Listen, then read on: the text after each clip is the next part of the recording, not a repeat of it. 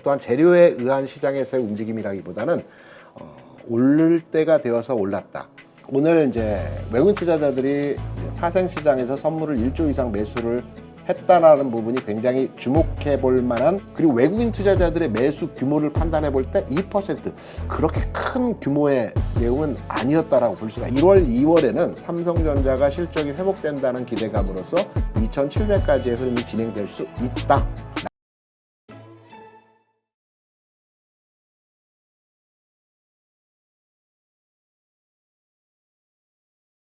네, 오늘 모신 분은 KR 리서치 김대준 대표입니다. 안녕하세요. 네, 안녕하십니까. 자, 오늘 아침에 그 미국 증시 정말 강하다. 네. 더할 나위 없이 강한 모습을 보이고 있다 이런 말씀을 드렸는데 네. 오늘 우리 한국 증시도 오랜만에 코스피 중심으로 강한 상승세가 나왔다고 봐야겠죠. 네. 1.78% 코스피 네. 상승하고 코스닥이 0.55% 상승했고요.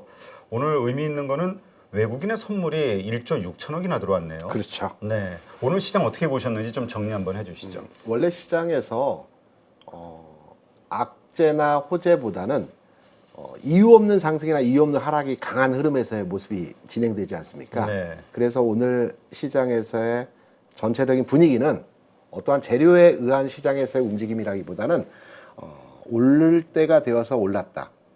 대비해서 말씀드리면 우리가 이제 수영장에 가서 고무공을 이제 물 아래로 깊이 눌러 놓은 뒤에 튀어 오를 때 깊이 누를수록 튀어 오르는 각도가 더 높지 않습니까? 네. 이러한 현상에서의 시장의 모습이었다고 볼 수 있겠고요. 다만 이제 고무공이 튀어 오를 때 각도는 우리가 예상할 수 없습니다. 어느 각도로 튀어 오를지는 모릅니다.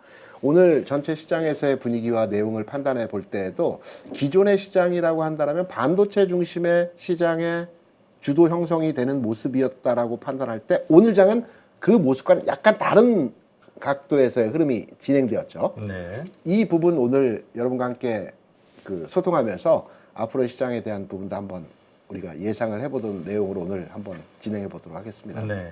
일단 호재라고 한다면은 네. 미국 증시의 강한 상승이라고 표현해야 될까요? 오늘 외국인이 이렇게 1조 6천억씩이나 사면서 코스피를 끌어올리는 대형주 중심으로 확 밀어올리는 이유가 뭐였을까?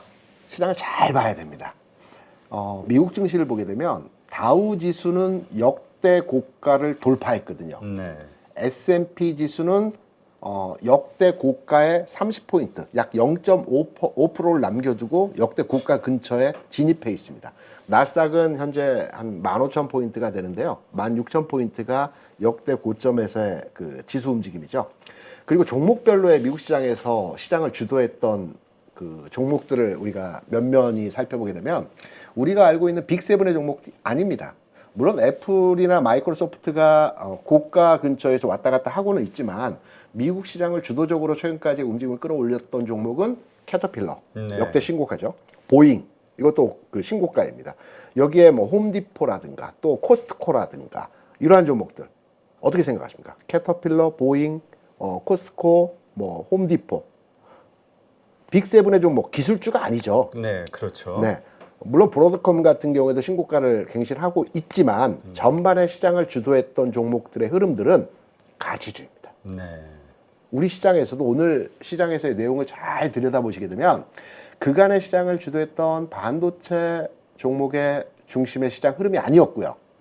가치주 섹터의 종목들 중심으로 해서 시장이 움직였다는 점에 대해서 우리가 시장에 대한 내용을 주목해야 되는 겁니다. 물론 삼성전자나 하이닉스가 그간에 좀 움직임이 더디었던 형태의 움직임에 비해서 오늘 장은 좀 비교적 상승의 폭이 이전 대비해서 크게 오르긴 했습니다. 한 2% 정도 상승이 나왔죠. 그런데 시장의 분위기, 전체 분위기의 내용을 판단해 볼 때 2%, 그리고 외국인 투자자들의 매수 규모를 판단해 볼 때 2% 그렇게 큰 규모의 내용은 아니었다라고 볼 수가 있거든요. 네. 그래서 시장의 분위기는 기존의 성장주나 또는 반도체 중심의 시장의 분위기가 형성되는 과정에서 중간 단계 흐름 내에서 가치주라고 하면 좀 투자자분들께서 가치주가 뭘까 많이 이제 판단을 하시는데, 우리가 이제 성장주는 여러분께서 워낙 많은 공부를 하셔가지고 다 알지 않습니까? 자세하게 알고 계시는데, 네. 가치주는 가치주가 과연 어떤 회사일까라고 많이 이제 되질문을 하시는데 제가 쉽게 말씀드리면 가치주라고 하는 것은 현금 흐름이 좋은 회사들입니다. 다시 말해서 회사가 항상적으로 돈을 벌고 있는 회사들입니다. 네. 업종으로 말씀드리면 대표적인 게 자동차, 철강, 조선, 유통, 건설 이 업종에 있는 종목들이 항상성을 가지고 매년 꾸준하게 돈을 벌고 있는 회사들이죠. 네. 이 섹터에 있는 종목들이 가치주입니다. 그래서 오늘 시장에서는 제가 말씀드린 이 내용의 그 종목들, 철강에선 세아제강이 한 3% 정도 올랐고요. 그리고 그 기계 장비 업종에서 두산 바켓이 한 9% 정도 올랐습니다. 그리고 조선주 내에서도 한국조선해양이 한 2% 정도 주가 상승해서 흐름이 나타났고요. 자동차는 뭐 두말할 필요 없습니다. 자동차는 오늘 드디어 불 뿜었네요. 네. 정말 피크아웃 논란이다 뭐 해가지고 못 오를 거라고 다들 그냥 단정을 져버렸는데. 그렇죠. 야. 자동차는 뭐 대형주도 그렇고요. 현대유아나 만도 같은 부품주도 그렇고요. 그리고 그 아랫단에 있는 화신 같은 경우도 한 13% 올라가면서 강세 현상을 보여줬고 부품주, 대형주 할 것 없이 자동차들은 아주 강한 흐름에서의 모습을 보여줬거든요. 그리고 아직 안 올랐지만 유통주, 백화점 관련주들 이게 바닥에 살살살 움직이는 형태의 모습을 보여주고 있거든요. 그래서 시장은 흐름의 전환이 나타나는 과도기적 측면에서의 가치주가 움직이는 시장의 전체 흐름이 진행되었다. 그래서 당분간의 영역에서는 미국 시장도 그러했지만 우리 시장도 요 패턴의 흐름이 한 일주일, 열흘 정도의 시간차를 두고 시장이 진행되는 과정에서의 모습이 나타날 가능성이 높다. 이렇게 판단하고 있습니다. 네. 하여튼 그 오늘 코스피에서 외국인이 4,737억 정도 매수를 했는데 네. 그 뭐 삼성전자 산 거, 뭐 기아 산 거 이런 것들 따져 보면은 네. 또 어디선가 또 상당히 많이 팔았구나 이런 생각이 들기는 해요. 그렇죠. 제가 생각하는 시장에 대한 이제 내일 상승할까, 모레 상승할까, 2,700 갈까, 2,800 갈까 이 부분에 대해서 저는 지금 지수 영역의 구간이 단기의 고점 구간이라고 생각을 합니다. 그 부분을 한번 제가 설명을 드릴게요. 자료 한번 보시면서 같이 이제 제가 말씀을 드려보겠습니다. 지금 보시는 그림은 제가 아마 그 한 달 전쯤에 이 시간에 나와서 앞으로의 시장 진행 과정에 대한 지수 변화의 단계적 흐름이라는 부분에 설명을 드렸습니다. 지난 11월 아마 중순 정도에 제가 이 시간에 말씀을 드렸던 것 같은데요. 12월에는 2,600포인트까지의 상승 진행이 나타날 것이라는 측면에서 시장을 바라봤습니다. 이때 재료적 가치 측면에서의 내용은 뭐 양도세 부과가 완화된다는 내용으로 상승할 것이라는 내용으로 설명을 드렸고요. 그리고 내년 1월, 2월에는 삼성전자가 실적이 회복된다는 기대감으로써 2,700까지의 흐름이 진행될 수 있다라는 측면으로 지난 그 11월에 여러분께 설명을 드렸던 부분인데요. 그렇다면 지금의 시장이 다 왔느냐? 아닙니다. 요 그림을 한번 보시면서 관련한 내용들을 한번 체크해서 설명을 드려보도록 하겠습니다. 지금 시장은 매물을 소화하는 과정에서의 매물 소화 과정 구간에 진입을 했습니다. 통상적으로 우리가 이제 앞전 치열한 매매 공방이 일어났던 구간에 대한 매물을 소화하고 나서 주가가 다시 고점을 돌파하는 흐름들이 많이 나타나죠. 거기에 대한 이유는 이전 단계에서 내가 뭐 주식을 10,000원에 샀는데 그게 8,000원까지 내려갔다가 9,500원, 9,600까지 올라오게 되면 팔고자 하는 심리가 강해집니다. 그래서 과거에 치열한 매매 공방이 일어났던 구간에 대해서 우리가 보통 매물 구간이라고 보통 많이 얘기를 합니다. 지금의 주가 수준에서의 상황을 보게 되면 지난 4월부터 9월까지 2,550에서 2,600 대략 한 50까지의 구간에서 굉장히 많은 거래가 이루어졌고요. 이 기간 동안에 주가 움직임이 계속해서 등락의 모습을 보여줬기 때문에 이 구간에 주식을 흔히 말해서 물렸다라고 하는 투자자들 굉장히 많습니다. 그래서 주가가 뭐 11월 즈음에서 바닥 찍고 상방 턴하는 과정에서 이제 매수가 근처까지의 가격이 대부분 올라왔죠. 물론 종목별로 돌파한 종목들도 있고 아직 덜 간 종목들도 있겠지만 지수적 관점의 측면에서 볼 때는 거의 이제 지난 4월이나 9월까지의 매매를 했던 매수가 근처까지 올라오게 된 상황에서의 흐름입니다. 그래서 이 구간에서의 매물을 소화하기 위한 과정이 당분간의 영역에선 진행될 것입니다. 그래서 오르내림의 과정이 12월 말까지의 흐름에서 저는 개인적으로 진행된다고 판단되고 있고요. 다만 매물 구간을 돌파하는 형태에 있어서 기간화 과정의 매물을 소화하는 그 형태가 있기도 하지만 갭을 나타날 때는 또 매물을 뛰어넘기도 합니다. 흔히 말해서 우리가 앞서 말씀드렸지만 10,000원의 주식을 샀는데 뭐 8,000원까지 내려갔다 9,500원 하고 있다. 그런데 이게 동시효과에 10% 20% 아침에 떠서 시작해버리면 내가 매수한 가격 이상으로 11,000원, 12,000원 시작하기 때문에 팔 필요가 없는 거죠. 그래서 갭이 나왔을 때는 매물 구간을 가볍게 돌파하는데요. 지금 갭을 띄우면서 지수 상승을 불러일으킬 만한 재료라고 한다면 양도세 부과 완화가 있을 수 있는데 시기적으로 좀 늦었죠. 그래서 갭을 줄 만한 내용에서 영향력보다는 시장 그 완충작용의 영향이 될 수 있다는 측면으로 해석이 되고 있고요. 이러한 과정에서 시장의 당분간의 영향력은 2,600에서 2,650 구간에서 그 매물 소화하는 과정이 좀 더 진행될 수 있다. 이러한 내용으로 시장 판단을 해보는 상황으로 해석을 하고 있고요. 여기에 이제 좀 전에 오늘 이제 외국인 투자자들이 이제 파생 시장에서 선물을 1조 이상 매수를 했다라는 부분이 굉장히 주목해 볼 만한 시장에서의 흐름의 내용입니다. 오늘 시장에서 특이할 만한 점이 뭐 주시장에서도 삼성전자나 가치주가 움직이고 뭐 등등등 여러 가지 종목별로의 동향에서 특이할 만한 점이 있었지만 저는 개인적으로 파생 상품 시장에서의 움직임이 굉장히 눈여겨서 해석할 만한 주요한 흐름에서의 내용이 있었다고 봅니다. 지금 그림에 보시면 상단에 이제 코스피 200 지수가 있고요. 우측에는 선물 지수가 있습니다.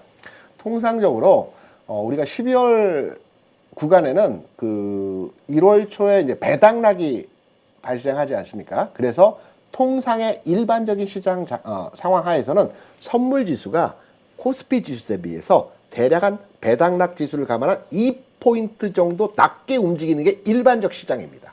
왜냐하면 코스피 지수는 1월 2일에 배당 락을 하기 때문에 지금 지수 대비 대략 한 2에서 3% 정도 하락 출발합니다.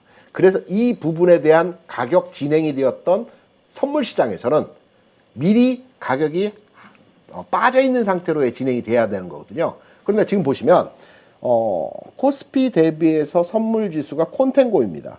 더 높습니다. 대략 한 1.2포인트 정도 높죠. 이거는 오늘 시장에서 외국인 투자자들이 공격적인 선물 매수에 대한 흐름이 진행되었기 때문에 일시적인 흐름에서의 상황이 진행되었던 부분입니다. 이 부분은 정상화로 갑니다. 내일이나 모레 흐름의 진행에 있어서 정상화 과정을 진행하게 됩니다. 정상화 과정이 진행될 때는 어떤 현상들이 나타나? 주식을 때리고 선물을 삽니다.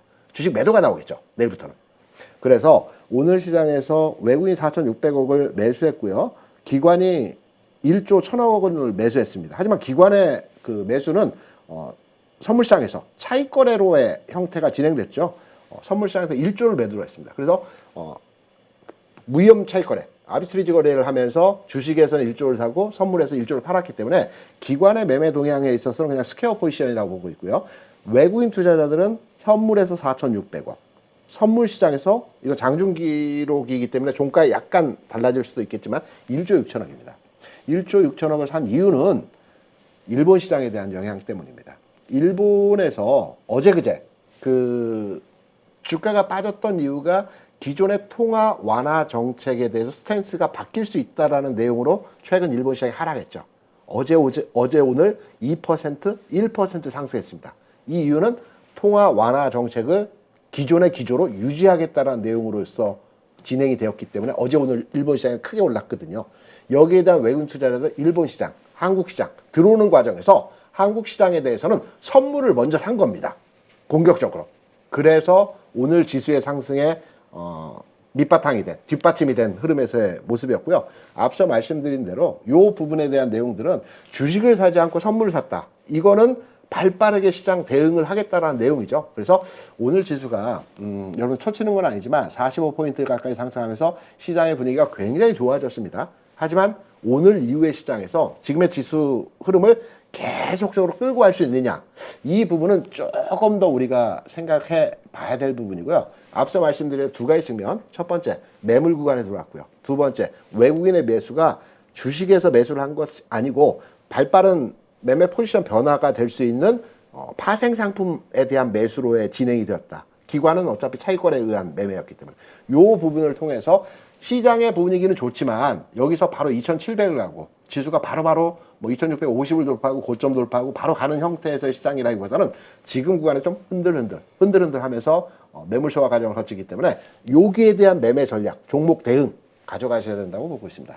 네, 알겠습니다. 자, 일단 오늘 그 가운데에서 특징적인 섹터, 아까도 뭐 여러 가지 말씀하셨지만 저는 뭐 개인적으로는 자동차주의 아주 네. 급등이 눈에 인상적이었는데 뭐 또 이렇게 보신 섹터가 있을까요?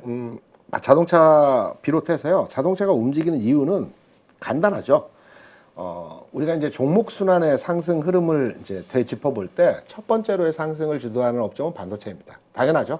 우리나라 지수 과점 비중이 높고 종목 수도 한 120개 종목이 포진되어 있기 때문에 외국인 투자를 중심으로 해서 바닥에서 반도체가 먼저 움직입니다. 그리고 나서 두 번째로 움직이는 종목들은 전기전자입니다. 최근 흐름을 보게 되면 반도체 내에서는 뭐 HBM 관련 종목들이 이미 이전 단계 바닥 수준에서 11월 초부터 주가 상승의 흐름을 끌어왔죠. 순환하면서 소재주까지 움직이면서 반도체들이 시장을 끌어왔습니다. 그러나 두 번째 전기전자는 왜 전기전자가 움직이냐? 첫 번째 반도체는 지수를 바닥에서 끌어올리기 위해서 외국인 투자자 중심으로 해서 지난 11월에 3조 원 사면서 지수를 끌어올렸고요. 두 번째는 기관이 참여합니다. 지수가 바닥 찍고 어느 정도 올라오게 되면 기관이 자기 펀드에 있는 종목들에 대해서 펀드의 수익률 맞추기, 그러니까 랜드마크인 지수를 추종하는 수익률을 가져가는 기관들 같은 경우에는 종목이 많은 종목에 펀드가 들어가 있는 종목들 대부분 전기전자입니다.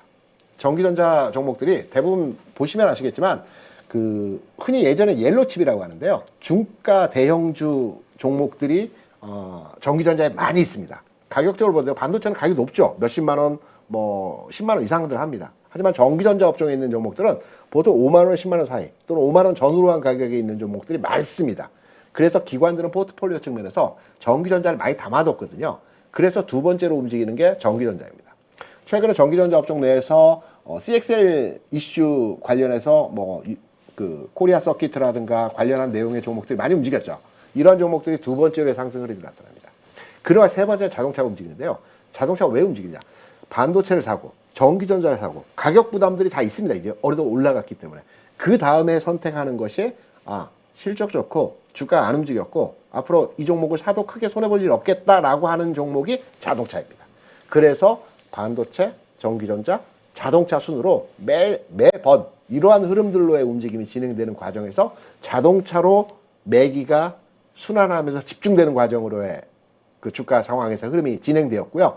이러한 맥락의 자동차 흐름에서의 상승은 뭐 오늘뿐만 아니고 지난 그 주초 또는 지난 금요일에서 자동차들이 한 단계 레벨업되고 쉬었다가 오늘 재상승의 흐름이 나타났죠. 특히 기아 같은 경우는 선도 종목으로서 가장 탄력적인 흐름에서의 고점 돌파하는 흐름들의 모습이 나타나고 있습니다. 좀 더 이어질 수 있습니다.